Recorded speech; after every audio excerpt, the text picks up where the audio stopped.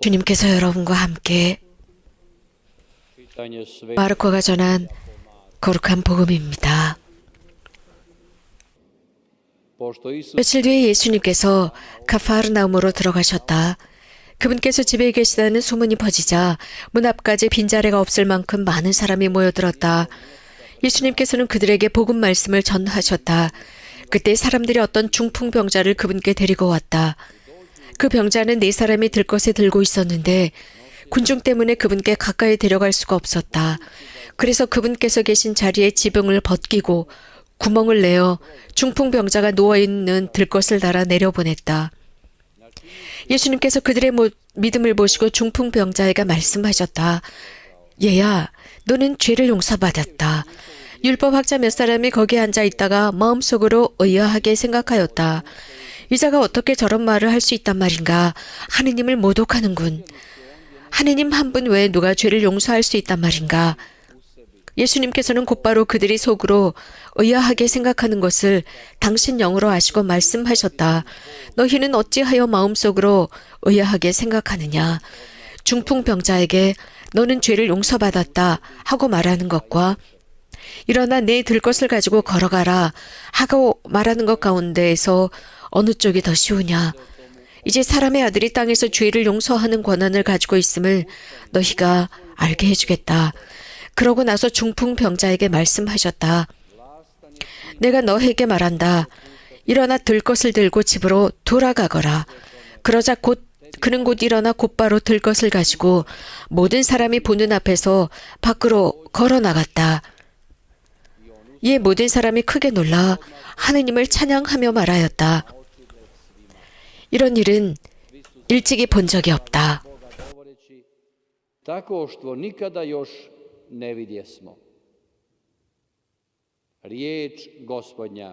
주님의 말씀입니다. 거룩한 복음 말씀을 통해 우리들의 죄를 사하소서.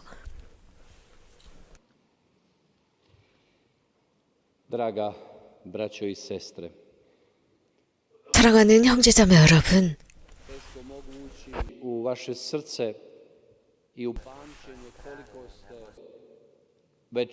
여러분들의 마음과 기억 속으로 들어가는 것은 어렵습니다.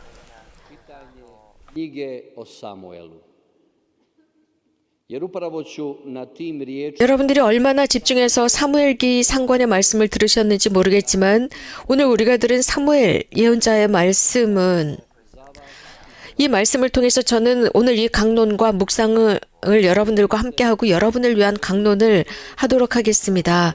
이 사무엘의 말씀, 즉 백성에게 한 그의 말은 어떻게 보면 얼마 전에 기록된 것 같습니다. 지금 우리가 살아가고 있는 이 시대를 관찰하면서 진짜 이 시대를 위한 말씀이 아닌가 싶습니다. 자주 그런 말을 하죠. 모든 민족이 이렇게 하니까 말입니다. 다른 나라가 이렇게 한다고요? 라는 말입니다. 자, 현대는 이렇다고요. 현대가 이러니까 우리 특별하게 행동하지 말고 똑같이 합시다.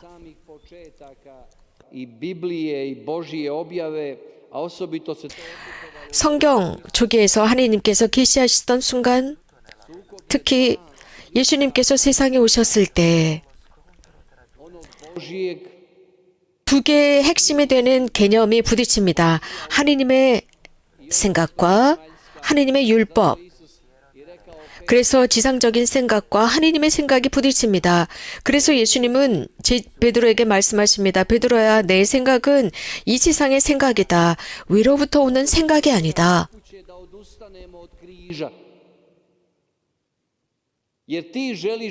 사탄이 너에게 속삭이고 있다. 내 십자가를 버리도록 너를 속삭이고 너를 설득시키고 있다. 세상의 생각으로 너에게 속삭이고 있다. 하느님에게 봉사하는 것을 인간의 생각으로 하려고 합니다. 또 인간은 무엇인가를 지배하려고 하는 생각이 있습니다. 그래서 서로 부딪힙니다. 예수님과 헤로데가 부딪힙니다. 헤로데와 예수님, 예수님과 헤로데. 한 사람은 지배하려고 합니다. 권력을 손아귀에 쥐려고 합니다. 예수님은 섬기고자 하십니다. 예수님은 선사하고자 하지만 그는 권력을 손아귀에 쥐려고 합니다. 자, 형제자매 여러분 한번 봅시다. 사무엘 예언자.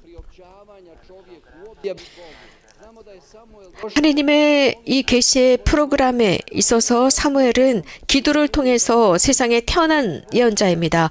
엄마 한나는 아들을 얻기 위해서 열심히 기도했습니다. 태를 열어주십시오 라면서 가나에서 실로의 성전까지 갑니다. 저에게 아들을 주십시오. 그 기도의 결과 사무엘이 태어납니다. 하느님의 선물로 태어납니다. 하느님의 선물. 이 사무엘은 zemaljskog oca, a što je glas Božji? Kad ga Bog zove Samuele, Samuele. 지상의 아버지와 천상 아버지의 목소리가 무엇인지 식별하기가 어려웠습니다. 하나님께서 사무엘 사무엘이라고 부를 때 그는 즉시 엘리에게 갑니다. Kako je teško razaznati, braćo i sestre, 식별이 어렵다는 말입니다. 하나님의 음성, 세상의 음성이 무엇인지 식별하기가 매우 어렵습니다. 사무엘도 그러했습니다. 사무엘은 무엇인가 체험하는데 자신의 백성들 앞에서 정말 마음이 부서지는 것 같은 경험을 합니다. 이때 사무엘은 나이가 많이 들었습니다. 그리고 또 이스라엘의 장로들, 늙은 장로들이 사무엘 앞으로 갑니다. 그래서 지금 문제가 있는데 말입니다. 대부분이, 즉 백성 대부분이 임금을 원합니다. 자, 여기에서 대다수와 소수, 그러니까 대다수가 지금 미칠 지경이다라고 합니다. 그러니까 이런 영적인 지도자들인 이 늙은 장로들은 함께 모여서 사무엘에게 묻게 됩니다. 우리는 노예가 되고 싶지 않다. 하지만 임금을 원한다. 저들이 임금을 원한다. ljudi hoće ropstvo. 임금을 달라고, 우리를 위해서 임금을 달라고 울부짖고 있다. 물론 노예가 되고 싶지는 않다. 사무엘은 이 말을 듣고 슬퍼하면서 하느님께 기도합니다. 그리고 하느님께서는 야훼에게 말씀을 넣어줍니다. 사무엘아, 사무엘은 너를 반대하는 것이 아니라 나를 반대하는 것이다 라고 말씀하십니다. 그들이 원하는 대로 해줘라. 그들은 그러면서 인간의 노예가 될 것이다. 자신들의 존엄을 잃을 것이다. 그들은 하느님을 반대해서 등을 돌렸다라고 했습니다. Bijega od slobode Božje. 이 씨앗, 이 새싹, Viđena je, znamo i u pustinji kada 즉 인간이 하느님으로부터 도망치는 씨앗, 이 새싹은 이미 광야에서부터 시작됩니다. 이 이스라엘 백성이 약속의 땅으로 걸어 들어갈 때 그들은 이미 투덜거립니다. 모세를 반대하고 지도자들을 반대해서 불평을 쏟아냅니다. 그러면서 우리가 이집트로 다시 돌아갔으면 좋겠다. 파라오한테 가서 먹을 것도 많았지 않느냐라고들 투덜댑니다. ostaću bez 우리가 우리의 원칙, 초자연적인 원칙, 이런 원칙을 축소시킬 때 rob. 예를 들어서 먹을 빵이 없습니다. 입을 것이 없습니다. 그럴 때 누군가가 나를 노예로 만들면서 네가 나에게 종살이를 하면 먹을 것, 입을 것을 주겠다라고 합니다. 그러나 하느님과 광야를 걷는 그 백성은 하느님의 흔적을 따라갑니다. 하느님의 흔적을 따라간다는 것은 내놓고 희생해야 합니다. 끊어야 합니다. 그렇게 할 때 육체적으로는 힘들 것입니다. 그러면서 하나님께서 우리들 안에서 새롭게 태어나실 수 있습니다. 이것은 사무엘 시대도 그랬습니다. 우리는 노예가 되고 싶다. 임금의 노예가 되고 싶다입니다. 사실 인간은 희생하려고 하지 않습니다. 자신의 자유를 위해서, 하나님과의 관계를 위해서 Događa mnogim narodima. 자신을 내어놓으려고 하지 않습니다. 그런데 이러한 모든 것의 열매는 무엇일까요? 특별히 모든 국민들, 특별히 크로아티아 국민은 어떻습니까? 성서는 이런 말을 하고 있습니다. Kaže se ovdje, kaže, uzimat će vaše sinove. Uzimat će vaše sinove. 한 현대의 통치 제도를 받아들이는 사람들에게는 어떤 일이 일어날 것이냐. 이미 말씀을 해주셨습니다. Njihovu ćete zemlju orati. 너희들이 사랑하는 사람들, Njihovu ćete žetvu 너희들 아들들을 데려다가 자기 병거와 말 다루는 일을 시키고 병거 앞에 달리게 하고 천인 대장이나 50인 대장이 삼기도 하고 밭을 갈고 수확을 하게 하고 무기와 병거 장비를 만들게도 할 것이다 등등.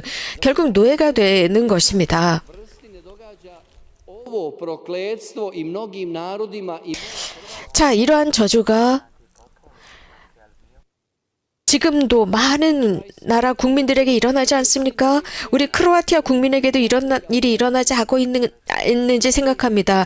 이런 제도들은 우리들의 많은 훌륭한 아들과 딸들을 데려갔습니다. 그래서 자신들의 밭을 갈고 수확하게 하고 다른 사람들의 종살이를 하게 하고 있습니다.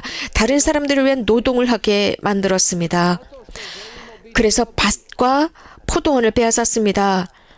우리가 그것을 바쳤습니다. 스스로 노예가 되는 것입니다. 왜 우리는 이러한 안락주의로 들어갔을까요? 희생을 원치 않기 때문입니다. 싸우려고 하지 않습니다. 그러면서 아주 쉽게 포기합니다. 한 조각의 빠글을 위해서 포기합니다. 그래서 사무엘은 서글퍼했던 것입니다. 그들은 하느님을 배척했습니다. 그리고 실제로 종살이로 들어갑니다. 임금의 종살이. 우리가 하느님을 받아들이지 않는다면 우리도 이런 종살이로 들어가고 더 이상 자유로워지지 못합니다. gdje se kaže danas nam 현대 세상에서 유행이라고 하는 것, pa cijeli moderni svijet tako čini, ali iko propitivao je li to u red? 예를 들어서 유행 선전 광고는 이것을 사용해라, 이것을 사라라고 합니다. 계속 선전합니다. 그래서 그게 세뇌가 됩니다. 그래서 그걸 사지 않으면 안 되는 것 같습니다. 도대체 누군가가 이것을 선전하고 홍보할 때 이게 정말 좋은 것인지 진짜인지 정말 하나님께서 원하시는 것인지 과연 누가 식별하고 심사숙고하고 사는지요. 이것이 바로 우리들의 이 뇌의 형식적인 면입니다. 우리가 노예 생활에 빠져들었을 때 우리는 이런 생각을 하지 못합니다. 이 백성은 사무엘에게 임금을 요구합니다. 스스로 종살이를 한다는 것입니다. 왜 임금이 필요하냐? 하느님께 봉사해라. 하느님을 섬겨라. 라고 사무엘이 그러니까 다른 민족들도 다 그러니까 우리도 이렇게 해야 한다라고 했습니다. 과연 다른 민족들 누구입니까? Mi većinom hoćemo istaknuti oni narodi koji imaju bolji standard. Pitanje 여기서 우리가 강조해야 하는 것은 즉 다른 민족들이라고 하면은 괜찮은 민족들이겠죠. 그런데 괜찮은 민족이라는 게 무슨 뜻입니까? 훨씬 더 많은 이익과 혹은 GNP가 높은 나라입니까? 그 나라들이 하면 우리도 해야 합니까? 돈을 더 많이 벌면 벌수록 더 많은 죄를 집니다. 그런데 우리는 그런 민족처럼 그렇게 하고 싶은 것입니까? 선택된 하느님의 백성처럼 살아가는 것이 아니라 바로 그들처럼 하고 싶다는 말입니까? 하느님의 자녀들, 하느님의 백성 자유로워야 합니다. 종살이를 하지 말아야 합니다. 한 마리의 새가 zašto ti ptico 노래를 하고 있었습니다. 지저귀고 있었습니다. 또 한 마리 새가 물었습니다. pjevam noću? 너 왜 밤마다 울고 있니? 그러니까 나를 세상에 Uzalud 가둬 놓아서 그래 라고 했습니다. si se borit za slobodu prije kaveza. 그래서 또 다른 새가 그랬습니다. 낮에도 너는 지저귀어야 해. 너를 묶어 놓았기 때문에 너는 밤낮으로 울고 소리 지르면서 너의 자유를 위해서 노래해야 돼 라고 했었습니다. 다른 사람들의 생각을 따라가는 것이 아닙니다. 여러분들 스스로 생각하고 여러분들 스스로 말할 줄 알아야 합니다. 수많은 여러 가지 예들이 있습니다. Tuđa uvjerenja. 사람들은 자신들의 의견을 말하면서 다른 사람들의 의견을 갖다 대곤 합니다. 내 생각이 아닙니다. 그래서 우리는 이 자유의 길이 필요합니다. 자유롭게 생각할 줄 알아야 합니다. 내 백성, 여러분, 저도 사무엘처럼 여러분들에게 말씀드리고 싶습니다. 하느님을 섬겨야 합니다. 하느님으로부터 자유를 얻어야 합니다. 고린도 1서에서 이런 말을 합니다. 여러분들은 그리스도의 피를 통해서 구원받았습니다. 라고 했습니다. 그렇기 때문에 우리는 더 이상 사람들의 종살이를 하지 말아야 합니다.